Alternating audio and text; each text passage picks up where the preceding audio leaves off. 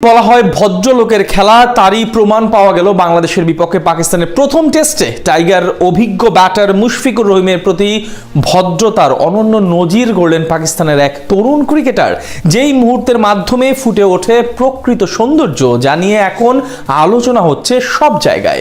মুশফিকুর রহিমের প্রতি তবে কি এমন ভদ্রতা দেখিয়েছেন পাকিস্তানের তরুণ ক্রিকেটার, সেটাই জানবো রিপোর্ট। ক্রিকেটকে জেন্টলম্যান গেম বা ভদ্রলোকের খেলা বলা হয়। এটি শুধু একটি জনপ্রিয় বাক্য নয়, বরং এই খেলাটির গভীর ঐতিহাসিক ও সাংস্কৃতিক পরিচয়ের প্রতিফলন। 19 শতকের ইংল্যান্ড থেকে শুরু করে আজকের বিশ্ব ক্রিকেট পর্যন্ত খেলাটির প্রতিটি ধাপে শৃঙ্খলা, ভদ্রতা ও সম্মান বজায় রাখায় ঐতিহ্য গড়ে উঠেছে। তেমনি আরো এক উদাহরণ দেখা গেল আজ বাংলাদেশ ও পাকিস্তানের মধ্যকার প্রথম টেস্ট ম্যাচে। অসাধারণ এক মুহূর্তের মাধ্যমে ফুটে উঠল এই খেলার আসল সৌন্দর্য। টাইগার অভিজ্ঞ ক্রিকেটার মুশফিকুর রহিমের প্রতি বিশেষভাবে সম্মান প্রদর্শন করলেন পাকিস্তানি এক ক্রিকেটার।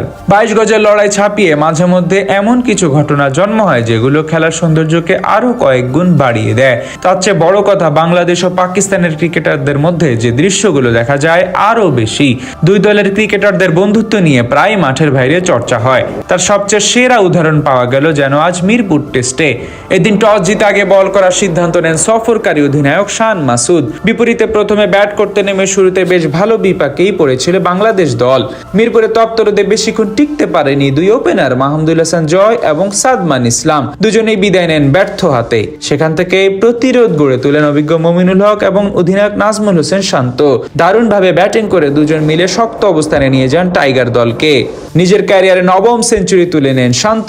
130 বলে 101 রানের ইনিংস খেলে আউট হন এই ব্যাটার। এরপর মাঠে নামেন মুশফিকুর রহিম, আর তার সাথেই ঘটে সেই অনন্য নজির। ঘটনাটা ম্যাচের 60তম ওভারে। তখন বল করছিলেন পাকিস্তানি স্পিনার নোমান আলী। তার গুড লেন্থের ডেলিভারি সামনের পায়ে ভর করে ডিফেন্স করেন মুশফিক। সে সময় বল চলে যাচ্ছিল আবারও স্টাম্পের দিকে, যেটি বেশ চতুরতার সাথে পেছনের পা দিয়ে আবার আটকে দেন মুশফিক।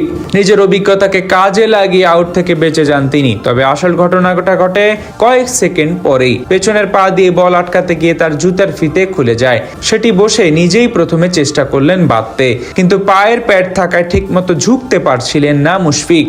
তখন শর্টম্যান অঞ্চলে ফিল্ডিং করছিলেন পাকিস্তানি তরুণ সাইম আইয়ুব। তার দিকে ঘুরতেই সাথে সাথে ছুটে আসেন সাইম।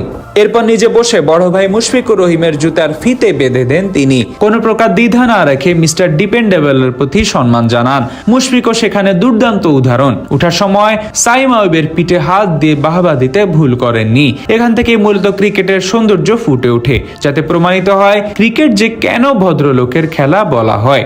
দিন শেষে এটাই মূলত আসল ভদ্রতার সংজ্ঞা। এটাই ক্রিকেটারদের মাঠের বাইরের আসল সম্পর্ক।